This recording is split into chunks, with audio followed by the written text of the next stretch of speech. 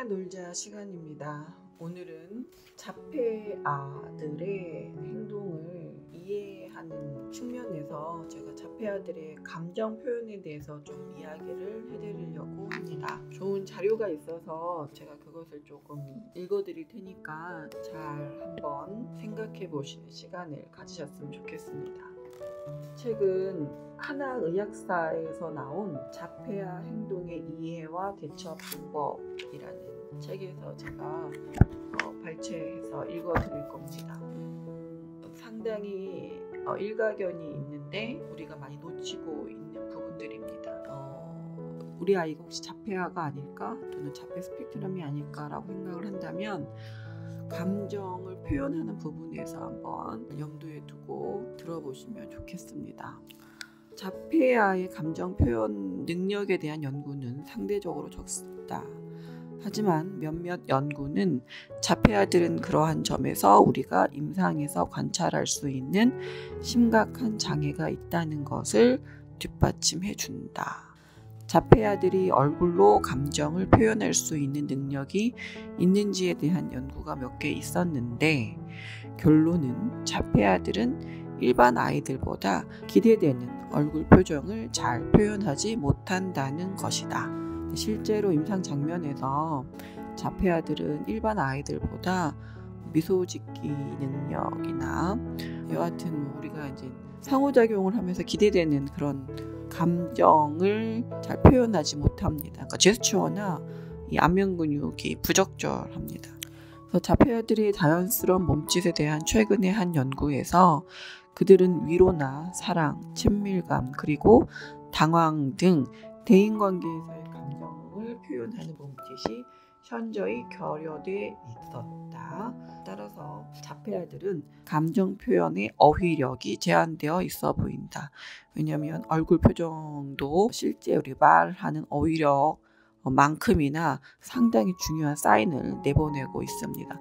어쩌면 비언어적인 커뮤니케이션이 저는 언어적인 커뮤니케이션보다 더 중요할 때가 많다고 생각합니다. 실제 상황에서는 이러한 장애가 환자나 다른 사람 모두에게 상당한 불편을 일으키는데 왜냐하면 바로 이런 부족한 감정 표현 어휘가 차분한 감정과 폭발하는 감정 사이에서 그리고 다른 사람의 감정을 이해해야 될 필요가 있는 상황에서 중요한 요소가 되기 때문이다.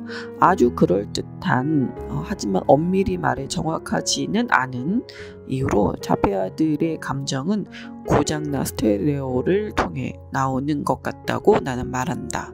어떤 감정은 가장 높은 볼륨 상태로만 단순히 켜고 끄는 스위치를 통해 나온다. 그런 감정들은 완전히 개인적인 것으로 좌절이나 성가심 같은 것이다.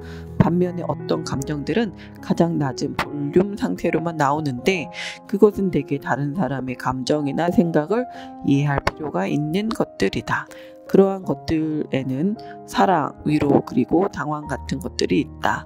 그래서 조금만 자극을 주어도 파멸적인 반응이 나올 수 있다. 문을 열 수가 없다고 해서 자기 손가락을 깨물기도 하는 반면에 발을 헛디뎌 다른 사람을 다치게 해놓고도 미안하다거나 당황하는 기색조차도 안 보인다. 이렇게 말을 하고 있죠.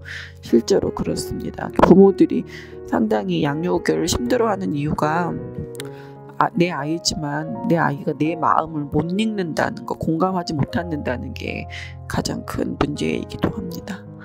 하지만 그들이 가볍게 팔이나 얼굴을 만진다면 그것은 그들이 보여줄 수 있는 가장 높은 수준의 사랑과 애정 표시이다. 다른 사람들이 껴안거나 사랑해 라고 말하는 정도에 해당할 수도 있다. 그쵸? 그렇겠죠? 기능이 좋은 한 자폐증 어른 환자가 매우 폭력적일 가능성이 있는 것으로 여겨졌던 일이 있었어요. 그것은 그가 다른 사람에게 가까이 다가와서는 주먹을 쥐고 한 대 쳐버릴 거야 라고 말하곤 했기 때문인데 실제로 그런 적은 한 번도 없었습니다. 짐작할 수 있는 것처럼 그를 방문하는 사람은 거의 없었어요. 조사해보니까 그는 새로운 사람이 나타나면 불안해했는데 그 불안을 좀 더 정교하고 적절한 방법으로 표현할 줄을 모른다는 것이 밝혀졌기 때문이죠. 자, 텔레비전에서 화가 난 사람들이 그렇게 하는 것을 보았고 자기도 그렇게 해보았더니 사람들을 쫓아내서 혼자 있기에 도왔다는 것을 알게 되었대요. 이런 식으로 표현을 한다는 거죠. 그래서 감정 표현이 흑 아니면 백의 굉장히 극단적인 형태라는 것을 조심스럽게 유추해 볼 수 있습니다. 자폐증이 있는 환자가 불편해지고 불안해지면은 발음이나 감정 표현이 힘들어지는 것을 알 수 있습니다.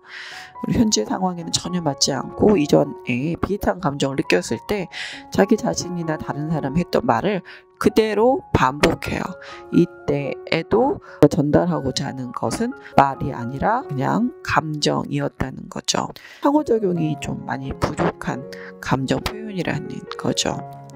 예전에 아스퍼거 증후군이 있는 아이들도 감정을 정확히 표현하는 데 문제가 있을 수 있습니다. 그래서 자폐증이 있는 청소년에서 더 문제가 되는 특징이 하나는 상황에 맞지 않게 심한 감정, 특히 두려움이나 어떤 공황 상태, 그러니까 극심한 불안을 갑자기 경험하기도 해요.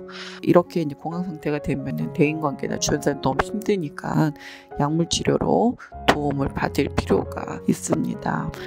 오늘은 자폐아의 감정 표현이 일반 아동들과 다르다, 즉 감정 표현이 좀 부적절하다, 이런 것들에 대해서 좀 알아봤습니다. 다음 시간에는 제가 그러면 이 감정을 표현하는 거, 자폐아들 감정 표현을 어떻게 개선시킬 수 있는지 부분에 대해서 좀 말씀드리도록 하겠습니다. 자폐아와 관련해가지고 궁금하신 점이 있으면 네이버 톡톡에서 구성심리상담센터 치시고 이은주의 심리아 놀자에서 여러분의 아이의 개인적인 그런 특성들을 조금 이렇게 어필해 주시면 제가 간단하게 긴급 처방적인 의견은 드리도록 하겠습니다.